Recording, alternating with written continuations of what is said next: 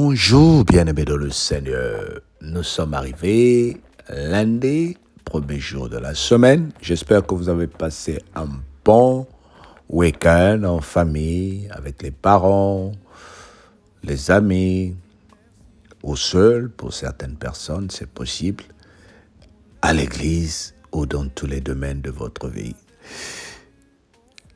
Je viens vous apporter la parole de Dieu pour cette semaine. Et le Seigneur nous donne cette semaine un titre particulier, les 5 résolutions de 2025. Dis avec moi, les 5 résolutions de 2025. Nous allons introduire ces résolutions en lisant la parole de Dieu. Ézéchiel 21, à partir du verset 11. On l'a donné à polir pour que la main la saisisse. Elle est aiguë, l'épée. Elle est polie pour armer la main de celui qui massacre. Crie et gémis, fils de l'homme, car il est tiré contre mon peuple. Comme tous les princes d'Israël, ils sont livrés à l'épée avec mon peuple. Frappe sur ta cuisse. Oui, l'épreuve sera faite, et que ce sera si cet spectre qui mérite tout est anéanti, dit le Seigneur l'Éternel. Et toi, fils de l'homme, prophétise et frappe des mains, et que les coups de l'épée soient doublés, soient triplés. C'est l'épée du carnage. L'épée du carnage, du grand carnage, l'épée qui doit les poursuivre. Pour jeter l'effroi dans les cœurs, pour multiplier les victimes, à toutes les portes que je les menacerai de l'épée. Ah, elle est faite pour étinceler. Elle est aiguisée pour massacrer. Rassemble les forces, tourne-toi à droite, place-toi, tourne-toi à gauche, dirige de tous les côtés ton tronchon. Et moi aussi, je frapperai des ennemis et j'assouvrai ma fureur.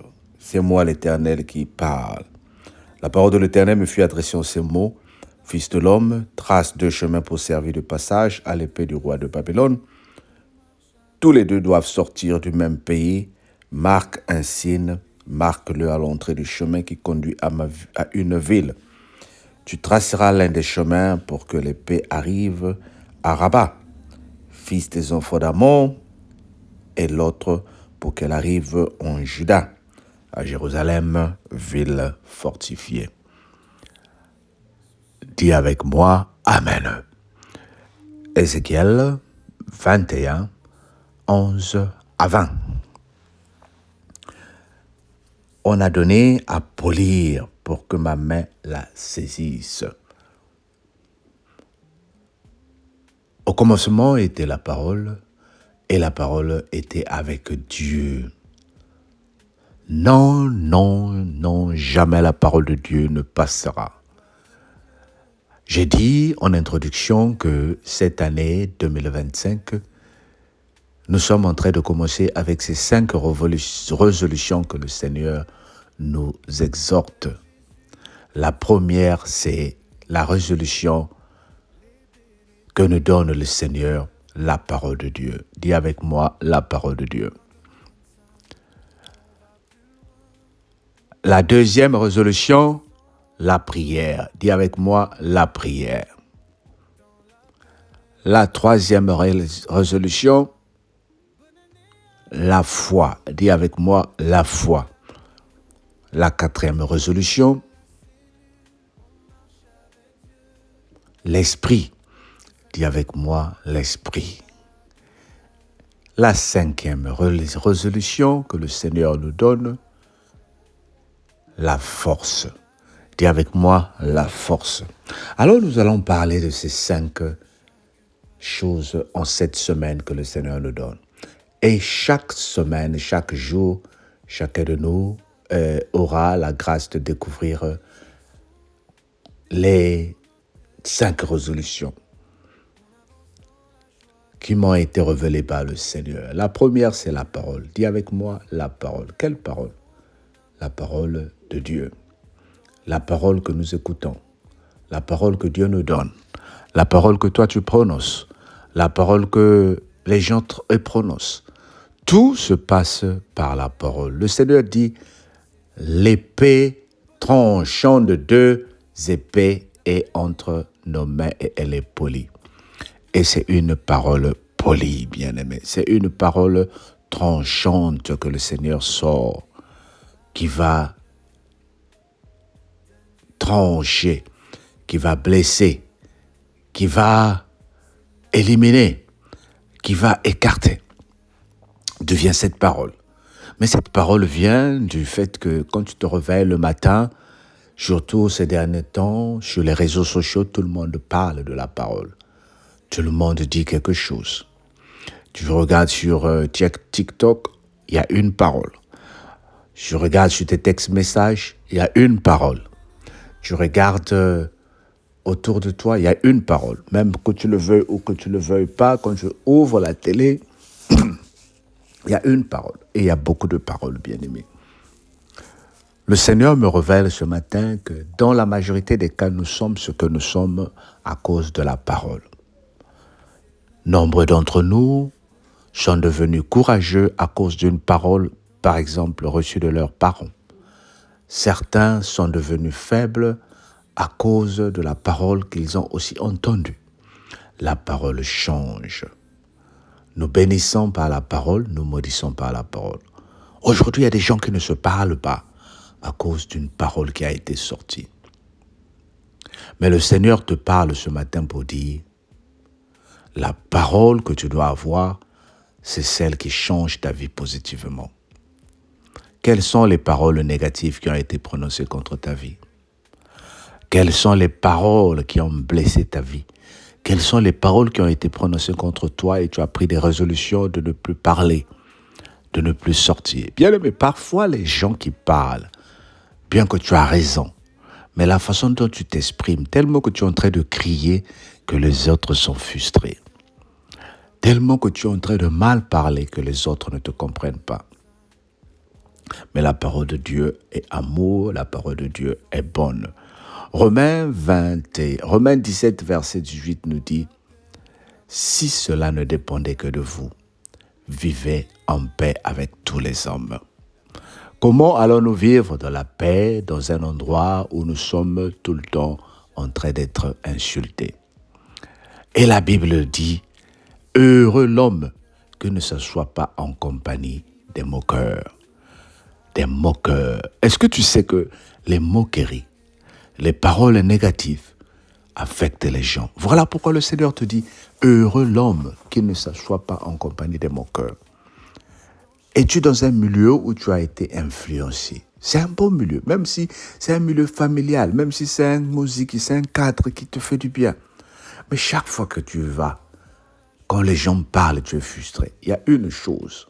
La première chose, parle. Dis aux gens ce que vous dites n'est pas bien. Peut-être qu'ils ne savent pas comment ils le parlent et que ça t'affecte. La deuxième des choses, s'ils ne veulent pas changer, retire-toi de ce milieu. Mais la majorité du temps, nous supportons et nous partons. Nous disons, Seigneur, je vais prier, peut-être qu'ils vont changer. Non, il y a certaines personnes qui ne savent pas ce qu'ils font. C'est à toi de changer en parlant, en redressant. L'épée a été polie. Commence à te défendre avec la parole. Apporte de l'ordre, apporte la paix, mais il faut que tu parles, il faut que tu sois courageux dans le nom de Jésus. Amen. Seigneur, je prie ce matin avec l'Église, avec la cellule, pour que tu nous donnes des paroles de vie qui vont changer nos vies. À midi, nous parlons pour le courage. Le courage. Que le Seigneur nous donne le courage. Et le soir, nous menaçons toute mauvaise parole négative qui a été prononcée contre nos vies. Dans le nom de Jésus, notre Seigneur et Sauveur. Amen. Sois béni et passe un bon. Sois béni et passe un bon lundi, un bon début de semaine au nom de Jésus. Bye bye.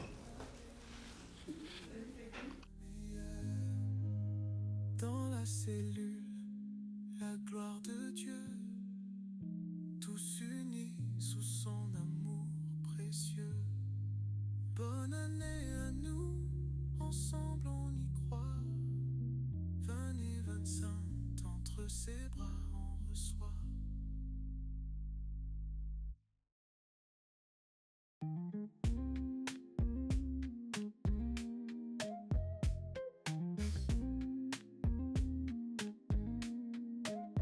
Dans la cellule, la gloire de Dieu, on élève nos voix, on dit merci. 22, 24, on l'a laissé derrière. Avec Jésus, on se tient près de lui. Les bénédictions pleuvent comme la pluie. Pour 2025, on va plus loin. Tous ensemble, on marche dans la lumière, dans la paix, l'amour, sous sa main. Bonne année à la famille, la paix et l'amour.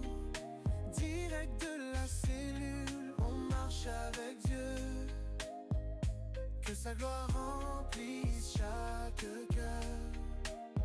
2025 sous sa faveur. C'est l'année où tout devient meilleur. Que chaque pas soit guidé par sa parole. Dans chaque épreuve, on trouve sa paix.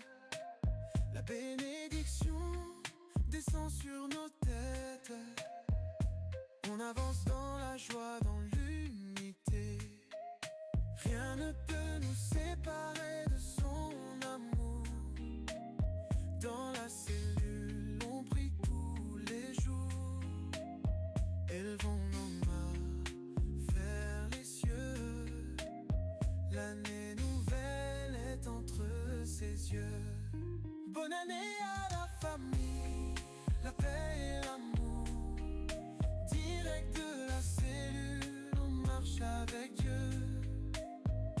Que sa gloire remplisse chaque cœur. Donne du 25 sous sa faveur. C'est l'année où tout devient meilleur. Oh gloire à toi, Seigneur des cieux. On te rend grâce pour tes bienfaits précieux. Que cette